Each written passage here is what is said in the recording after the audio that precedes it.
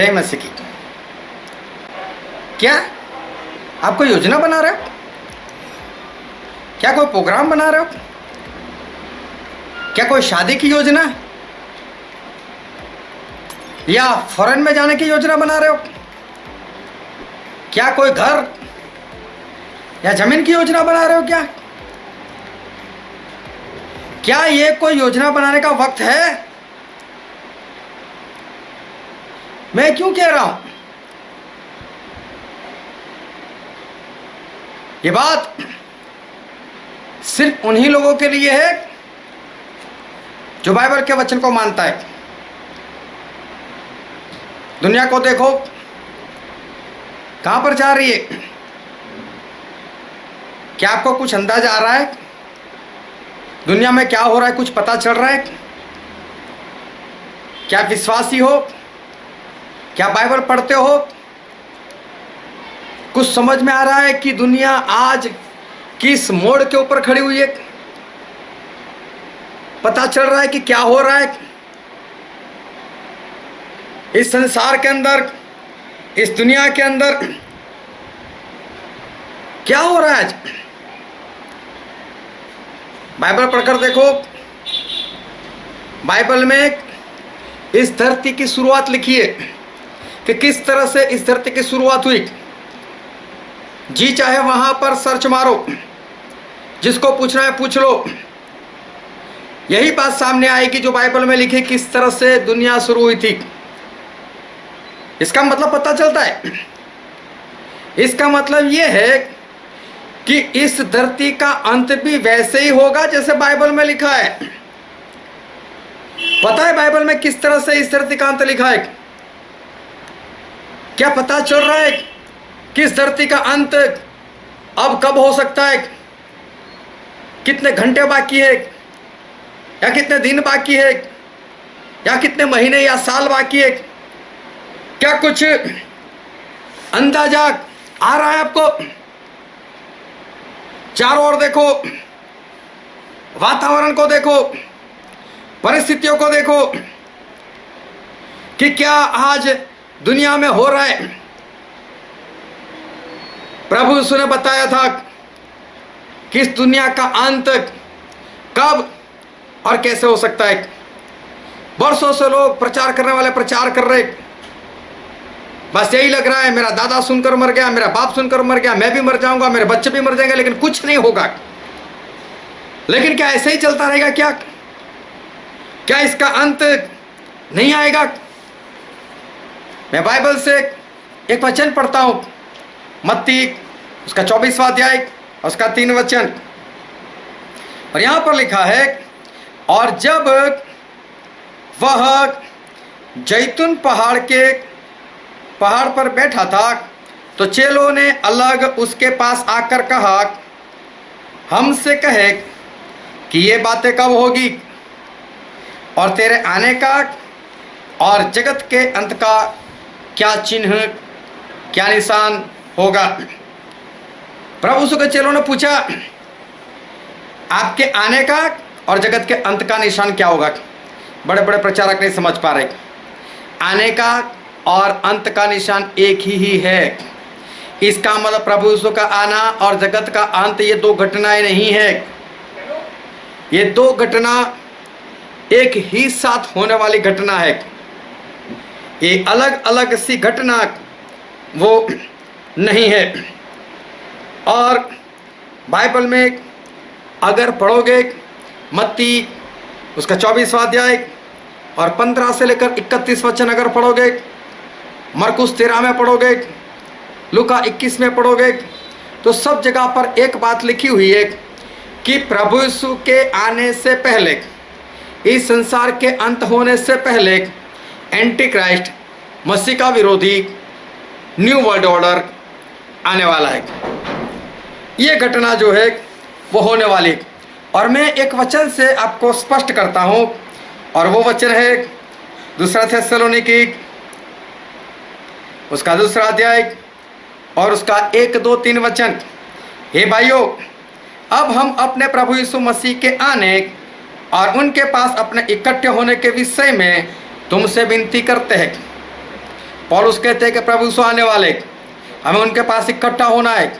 और फिर कहते हैं कि किसी आत्मा या वचन या पत्री के द्वारा जो कि मानो हमारी ओर से हो, यह समझकर कि प्रभु का दिन आ पहुंचा है, तुम्हारा मन अचानक अस्थिर ना हो जाए और न तुम घबराओ। ये कहते हैं कि प्रभु यीशु का दिन आने वाला है, लेकिन किसी भी वचन से, और पौलुस कहते हैं मेरी पत्री से भी घबरा मत जाना, अस्थिर मत हो जाना।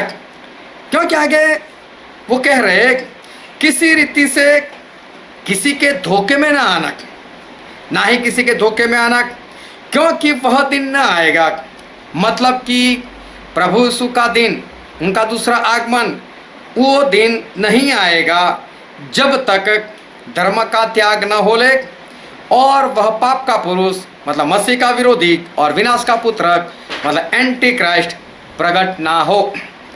बहुत स्पष्ट दूसरा थिस्सलुनीकी दूसरा अध्याय 1 से 3 बहुत शांति से पढ़ लेना। एक ही बात लिखी हुई है कि प्रभु यीशु का दूसरी बार आना तब तक नहीं होगा जब तक मसीह का विरोधी प्रकट ना हो। और जिस दिन प्रभु यीशु आएंगे उसी दिन संसार का अंत, जो हमने मत्ती 24 उसके 3 वचन में पढ़ लिया। तो इसका मतलब यह है कि जिस वक्त मसीह का विरोधी आ जाएगा उसके बाद प्रभु यीशु आएंगे और तभी इस संसार का अंत जो है वो हो जाएगा। और बाइबल की अगर स्टडी करो तो ये जो मसीह का विरोधी है उसको 7 साल मिले हुए इस धरती के ऊपर राज करने के लिए, 7 साल। लेकिन प्रभु यीशु ने ऐसा कहा कि ये 7 साल कुछ ज़्यादा है। अगर ये 7 साल इस तरह से विपत्ति में रहेगा तो मेरे जो चुने हुए लोग हैं वो भी नाश हो सकते। इसलिए बोले ये दिन कुछ कम कर दिए जाएंगे। और मैं आपको बता देना चाहता हूँ बाइबल से, हम बाइबल से पढ़ते हैं मत्ती रचित सुसमाचार उसका 24वां अध्याय और हम पढ़ते हैं उसका 22 वचन। यहाँ पर लिखा है, और यदि वे दिन घटाए न जाते तो कोई प्राणी न बचता, पर चुने हुए के कारण वे दिन घटाए जाएंगे। जो परमेश्वर के चुने हुए लोग हैं ना वो भी नाश हो सकते, इस कारण परमेश्वर ने वो दिन घटाए। इसका मतलब एंटी क्राइस्ट के पास 7 साल भी नहीं है। हो सकता है वो 7 हफ्ता ही हो सकता है वो 7 महीने ही हो। मैं नहीं जान सकता किस तरह से परमेश्वर घटाएंगे, लेकिन परमेश्वर ने कहा है तो परमेश्वर उसको घटा देंगे। यही बात मरकुस 13 के 20 में भी लिखी है, आप उसको पढ़ लेना। अब कितने कम होंगे ये दिन ये हम नहीं जानते, लेकिन ये मसीह का विरोधी जो है उसको जानने की बहुत ज़रूरत है। क्योंकि आज लोग बिंदास से जीवन जी रहे, कितने दिनों से कितने महीनों से चर्च बंद पड़ा है, संगति रुक चुकी है, ऑनलाइन की लोगों को आदत हो चुकी है, घर के कपड़े पहनो, ऑनलाइन सुनने के लिए बैठ जाओ, किसी के अंदर कोई गंभीरता नहीं, बस सभी को ऐसा लगता है बस हो रहा है, चल रहा है, होगा, होता रहेगा। लेकिन हे विश्वासियों, हे आत्मिक लोग, हे सेवक लोगों, मैं तुमसे कहना चाहता हूं कि क्या आपकी आंखें अभी तक खुली नहीं? क्या पता नहीं चल रहा है कि संसार में क्या हो रहा है, किस तरफ ये दुनिया जा रही है, क्या पता नहीं चल रहा है? आज परमेश्वर के वचन से मैं आपकी आंखें खोलना चाहता हूं कि परमेश्वर आज क्या कहना चाहते। ये जो मसीह का विरोधी है, क्या उसका आना हो चुका है? क्या वो आ चुका है? क्या खड़ा हो चुका है? क्या उसने अपने आप को प्रकट कर दिया है? आप समझेंगे ये कैसी बेकी बातें कर रहा है। वो प्रकट होगा तो क्या हमको पता नहीं चलेगा? वो प्रकट होगा तो हो सकता है आपको पता ना चले, सोने वाले को पता नहीं चलने वाला। ये जो परमेश्वर के आत्मा में जाग रहे उन्हीं को पता चलने वाला है। और मैं आपको उसकी 2-3 बातें जो है वो बताना चाहता हूँ, जो है प्रकाशित वाक्य उसका 13वां अध्याय और हम पढ़ेंगे उसका 7 वचन। और उससे मतलब मसीह के विरोधी को, एंटी क्राइस्ट को यह अधिकार दिया गया कि पवित्र लोगों से लड़े और उन पर जय पाए, और उससे मतलब मसीह के विरोधी को हर एक कुल, हर एक लोग, हर एक भाषा और हर एक जाति पर अधिकार दिया गया। अब मुझे बताओ बाकी कौन रहेगा? जब सारे कुल आ गए, सारी भाषा बोलने वाले आ गए, सारे जाति वाले आ गए, तो बचा कौन? इसका मतलब मसीह का विरोधी पूरे वर्ल्ड पर राज करेगा। मसीह का विरोधी पूरे वर्ल्ड पर वो राज करेगा। और देखो, जो पूरे वर्ल्ड पर राज करने वाला है वो इंसान कैसा है? ना ही वो कहीं का राजा है, ना ही वो किसी देश का प्रेसिडेंट है, ना ही वो कहीं का प्रधानमंत्री है। हम बाइबल से ही उसको देखते और प्रकाशित वाक्य उसका 17 अध्याय और उसका 17 वचन, और हम बाइबल में पढ़ते, यहाँ पर लिखा हुआ है, क्योंकि परमेश्वर उनके मन में यह डालेगा कि वे उसकी मनसा पूरी करे, और जब तक परमेश्वर के वचन पूरे ना हो ले तब तक एक मन होकर अपना अपना राज्य पशु को दे दे। ये वचन ऐसा कहना चाहता है, मैं डिटेल में नहीं जाता, लेकिन आपको ये सारी बातें अगर डिटेल में देखनी हो तो आने वाले दिनों में प्रकाश वाक्य की पूरी बाइबल स्टडी में हिंदी में रखने वाला हूँ। अगर आप गुजराती समझ सकते हो तो गुजराती बाइबल स्टडी मैंने रखी हुई है, जिसके 18 पार्ट है, उसमें सारा सब कुछ क्लियर कर दिया गया है। लेकिन यहाँ पर लिखने के अनुसार ऐसा है कि कुछ देश एक होकर, एकजुट होकर उस मसीह के विरोधी को अपना राज्य देंगे, अपनी सेना देंगे, और उसको ये राज देकर बोलेंगे तू हम पर राज कर और तू कुछ कर, और तब वो पूरे वर्ल्ड के ऊपर राज करने लग जाएगा। और भी एक वचन जो है मैं आपके सामने पढ़ना चाहता हूँ, जो है प्रकाशित वाक्य उसका 17 अध्याय और उसका 12 और 13 वचन। और जो 10 सिंह तूने देखे वे 10 राजा हैं, जिन्होंने अब तक राज्य नहीं पाया, पर उस पशु के साथ घड़ी भर के लिए राजाओं का सा अधिकार पाएंगे।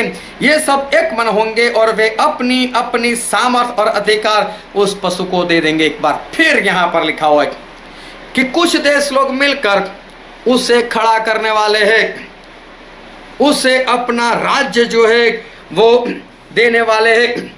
और इस मसीह के विरोधी के राज्य को इंग्लिश में आज की प्रजा ऐसे कहती है, न्यू वर्ल्ड ऑर्डर। यूट्यूब पर सर्च मारना, बहुत सारी फिल्में इसके ऊपर बन चुकी है, जिसे कहा जाता है, जिसके राज्य के लिए, मसीह के विरोधी के राज्य के लिए न्यू वर्ल्ड ऑर्डर। मतलब एक नई दुनिया, न्यू वर्ल्ड ऑर्डर मतलब एक नई दुनिया आकार लेने वाली है, एक नई दुनिया प्रकट होने वाली है, मतलब कि मसीह के विरोधी की दुनिया। और बाइबल में लिखा है कि मसीह का विरोधी जो है वो ऐसा कहने वाला है, शांति शांति, मतलब वो शांति को प्रकट करने के लिए आने वाला है। वो ऐसा कहने वाला है कि सभी लोग शांति से रहो। और दूसरा विश्व युद्ध जब हुआ था, उसके बाद ऐसी कुछ बातें वो सामने आई थी। न्यू वर्ल्ड ऑर्डर उस वक्त सामने आने की तैयारी में था, लेकिन वो वक्त नहीं आया था, इसलिए उस वक्त ये न्यू वर्ल्ड ऑर्डर नहीं हुआ था। उस वक्त भी शांति की बात हुई थी, लेकिन सभी देशों ने अपनी लश्कर की शक्तियां बढ़ा दी थी। उनको अंदर से डर था कि बहुत लोग मर गए, हमारे लोग मर गए, अभी जिंदा रहना है तो शांति नहीं, शस्त्र बढ़ाना होगा। और उस वक्त शांति की बात हुई, लेकिन न्यू वर्ल्ड नहीं आया। और मैं एक वीडियो क्लिप आपको दिखाता हूं, जिसमें आपको पता चलेगा कि हाँ, दूसरे विश्व युद्ध के बाद ऐसा हुआ था। और ये बात किसी विश्वासी ने नहीं कही, किसी पास्टर ने नहीं कही, लेकिन एक जिम्मेदार व्यक्ति ने बताया हुआ है। और आप उस वीडियो क्लिप को देखो, फिर आगे हम बढ़ते हैं इस वीडियो के अंदर कि क्या होने वाला है। लेकिन हम उन दिनों को याद करें कि जब दूसरा विश्व युद्ध समाप्त हुआ था, दो विश्व युद्ध ने दुनिया को झकझोर दिया था। मानव जात, मानव मूल्य संकट के घेरे में थे, निराशा छाई हुई थी। और सेकेंड वर्ल्ड वॉर के बाद पोस्ट वर्ल्ड वॉर एक दुनिया में एक नया ऑर्डर, न्यू वर्ल्ड ऑर्डर उसने आकार लिया। शांति के मार्ग पर चलने के शपथ हुए। सैन्य नहीं, सहयोग, इस मंत्र को लेकर के दुनिया के अंदर विचार प्रबल होते गए। यूएन का निर्माण हुआ, इंस्टीट्यूशंस बनी, भांति भांति के मैकेनिज्म तैयार हुए ताकि विश्व को पोस्ट वर्ल्ड वॉर के बाद एक सुचारू ढंग से शांति की दिशा में ले जाया जाए। लेकिन अनुभव कुछ और निकला। अनुभव ये निकला कि दुनिया में शांति की बात हर कोई करने लगा। पोस्ट वर्ल्ड वॉर शांति की बातों के बीच भी हर कोई जिसकी ताकत थी अपनी सैन्य शक्ति बढ़ाने लगा। वर्ल्ड वॉर के पहले दुनिया के पास जो सैन्य शक्ति थी, यूएन के बाद वो सैन्य शक्ति अनेक गुना बढ़ गई। छोटे मोटे देश भी सैन्य शक्ति की स्पर्धा में आने लग गए। शांति की चर्चा बहुत हुई, लेकिन हकीकत इस बात विश्व को स्वीकार करना होगा कि सैन्य शक्ति की तरफ बड़ी बड़ी ताकतें और पुरजोश चल पड़ी। जितने इनोवेशन हुए, रिसर्च हुए, वो इसी कालखंड में हुए सैन्य शक्ति के लिए। हालेलुया। देखिए क्लिप, कौन बोल रहा है? कौन शांति की बात कर रहा है? और देखो, दूसरे विश्व युद्ध के बाद जो करने के लिए प्रयत्न किया था लेकिन हुआ नहीं, सुना ना आपने? क्यों वो दूसरे विश्व युद्ध के बाद ही ऐसी बात हुई? क्योंकि जब दुनिया में ऐसा माहौल होगा, अशांति का माहौल होगा, मौत की दहशत होगी, लोगों को अपना भविष्य नहीं दिखाई देता होगा, चारों ओर अशांति फैली होगी, तभी तो शांति की बात कोई सुनेगा। इसलिए दूसरे विश्व युद्ध के बाद ऐसी घटना हुई थी, लेकिन वो आकार नहीं ले पाई क्योंकि परमेश्वर का वक्त नहीं आया था।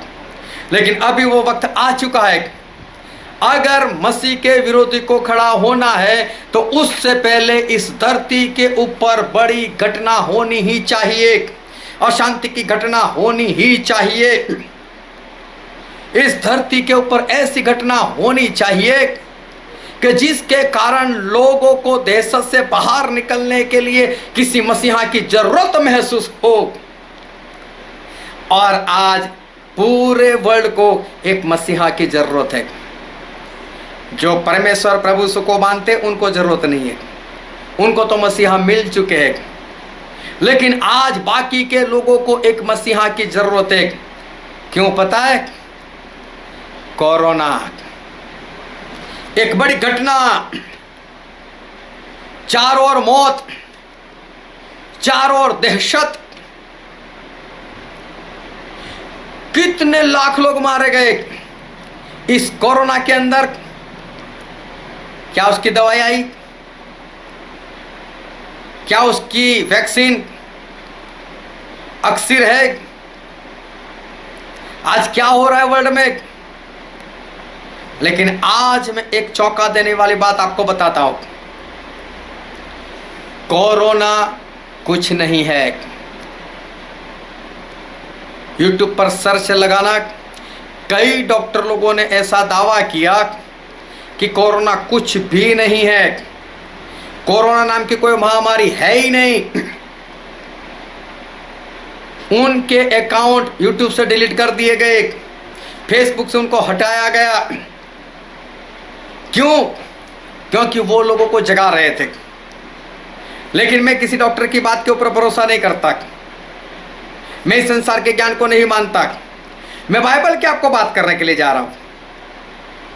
और मैं बाइबल के हिसाब से आपको बता रहा हूं कि कोरोना महामारी नहीं है। क्यों?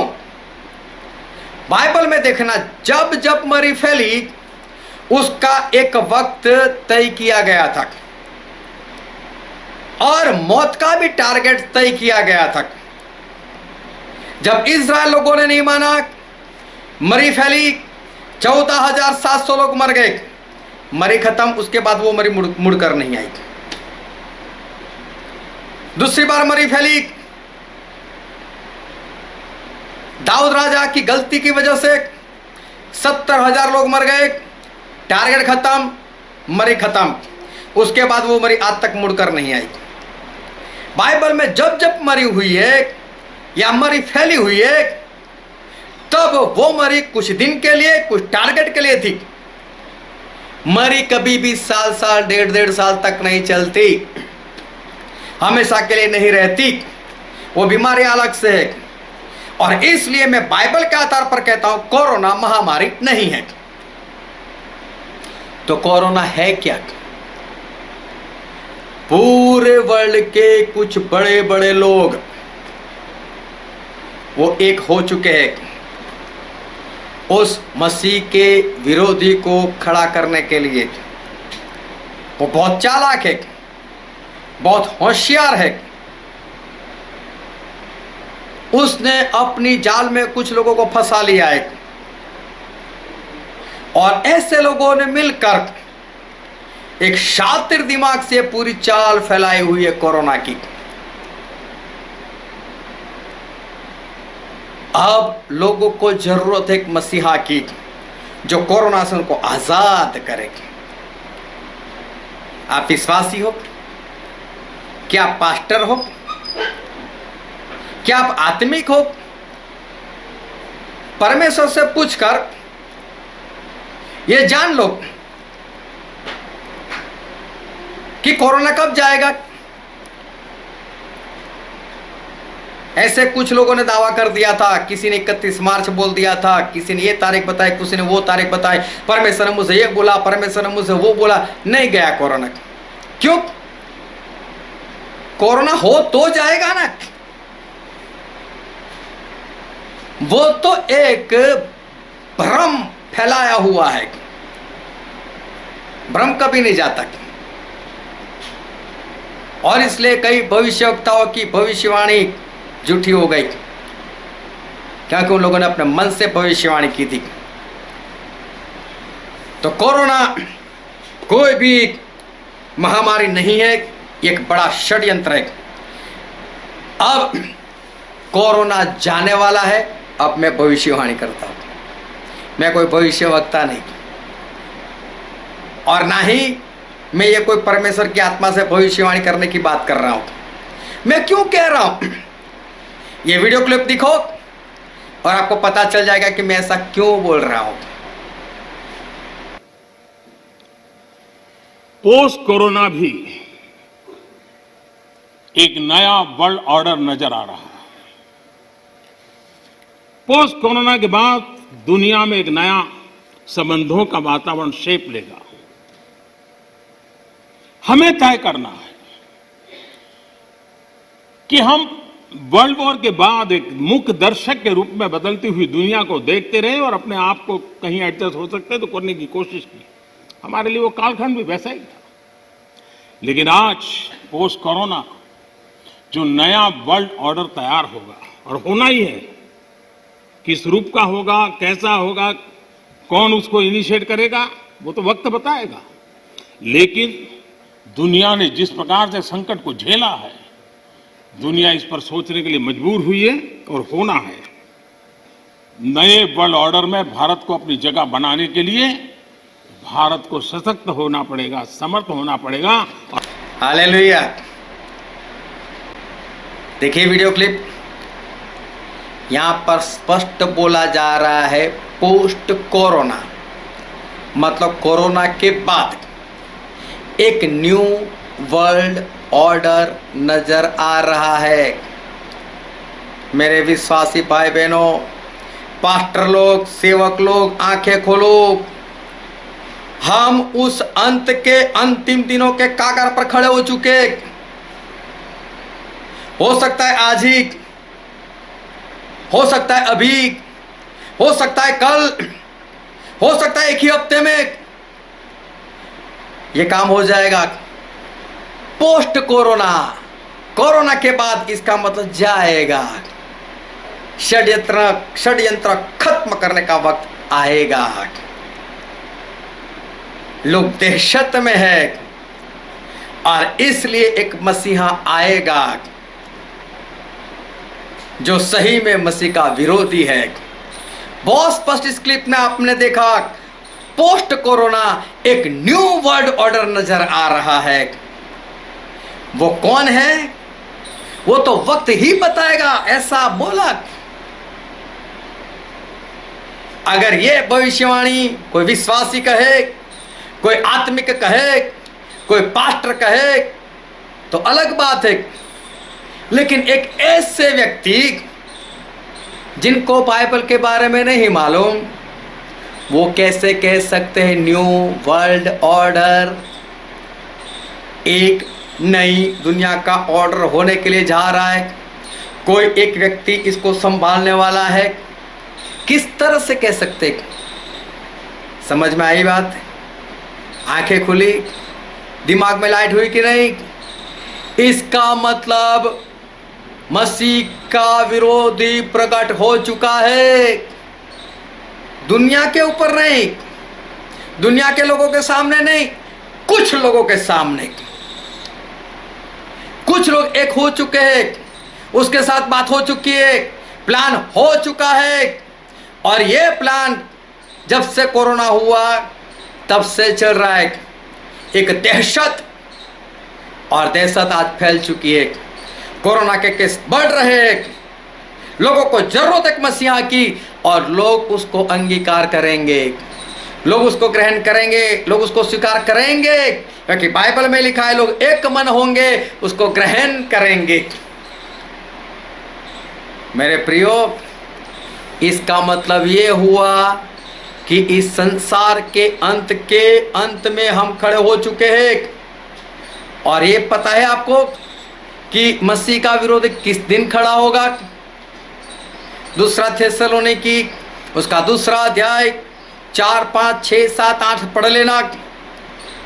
प्रकाशित वाक्य उसका 7वां अध्याय उसका 1, 2, 3 वचन पढ़ लेना। यहेजकेल उसका 9वां अध्याय 1 से 11 पढ़ लेना। वो तब खड़ा होगा जिस वक्त पवित्र आत्मा ऐसा उसे कहेंगे, मेरा काम खत्म हो गया, जिसको मैंने मुहर देनी थी, जिसको मैंने निशान देना था, मैंने दे दिया। मेरे मसीह के लोगों को, मेरे परमेश्वर के लोगों को, मेरे परमेश्वर के दासों को मैंने अपना आत्मा दे दिया, मेरा काम खत्म, अब तो अपना काम शुरू कर। तब ये होने वाला है। इसका मतलब पवित्र आत्मा का काम बहुत ही जल्द बंद होने के लिए जा रहा है। क्या आपने पवित्र आत्मा पाया? क्या आपने स्वर्ग में जाने की टिकट रिजर्व की? पवित्र आत्मा ही वो टिकट है। क्या आपने कंफर्म टिकट ले ली? विश्वास की बात मत करना। यूहन्ना 7 और उसके 38वें वचन में लिखा है, जो बाइबल के वचन के अनुसार विश्वास करता है, आपका विश्वास नहीं चलेगा, वचन में लिखा है वैसा ही विश्वास करना पड़ेगा। ऐसा मत समझना मेरे प्रभु यीशु कोमल है, वो दयालु है, दया कर देंगे, नरक में नहीं डालेंगे। उनका एक भी वचन जो लिखा है उसमें से कोई भी एक भी वचन, आकाश और धरती टल जाएगी लेकिन उसमें से एक बिंदु तक नहीं टलने वाला। और इसलिए किसी धोखे में मत रहना। वो दयालु है, कृपालु है, सबको बचाना ही चाहते, इसलिए अपनी जान दी, इसलिए पवित्र आत्मा दिए। लेकिन जो प्रभु आने वाले हैं ना, वो मसीह नहीं, वो जज आने वाले हैं। और जज कितना भी कोमल हो लेकिन उसे दंड तो देना ही पड़ता है। और इसलिए आखिरी दिन चल रहे, आखिरी कुछ पल बाकी है, पवित्र आत्मा का काम बंद होने वाला है। पालो पालो। पवित्र आत्मा तब दिए जाते हैं जब आप तौबा कर बपतिस्मा लेते हो। ले लो बपतिस्मा। अगर आपका नहीं हुआ अगर आपने सही से बपतिस्मा लिया था, पवित्र आत्मा पाया हुआ था और आज खो बैठे हो, फिर से उपवास प्रार्थना घुटनों के बल आ जाओ, परमेश्वर से कहो, परमेश्वर मैं मरना नहीं चाहता, मैं मरना नहीं चाहती, मुझे पवित्र आत्मा दो, मेरे प्रियो बच जाओ। अंत के अंत हिस्से में हम पहुंच चुके। बचना है, अपने आप को बचाना है, अपने परिवार को बचाना। जल्दी करो, उठो, जागो, भागो, पवित्र आत्मा को ले लो, वरना बात खत्म। परमेश्वर आपको आशीष दे। आमीन।